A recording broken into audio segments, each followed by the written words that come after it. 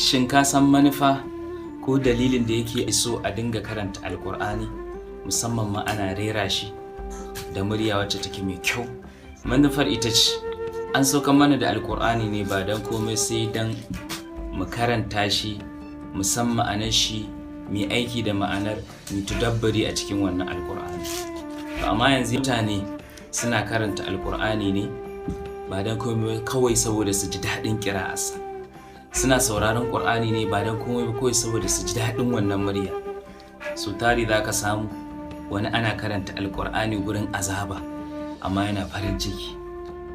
Ana karanta Alƙur'ani gurin tashin hankali amma shi yana dariya har da wani limshe idanu. Saboda me? Babu tadabburi a ciki, ba a sauraron ma'anar Alƙur'ani. Manzon Allah sallallahu alaihi wasallam yake cewa sayakhruju aqwamun min ummati yashribuna alquran ka shurbuhumul labna. Ce da sannu wata al'umma za su bijiro cikin al'ummata, za su dinga shan alqur'ani kamar yadda suke shan madara ko kuma nono. Ma'ana za ka dinga samu mutum yana karanta alqur'ani kawai ba don komai sai don kawai jin daɗin muryar ko jin daɗin wannan sautin alqur'anin, kamar yadda mutum yake shan nono ko madara yake jin wannan ɗanɗanon.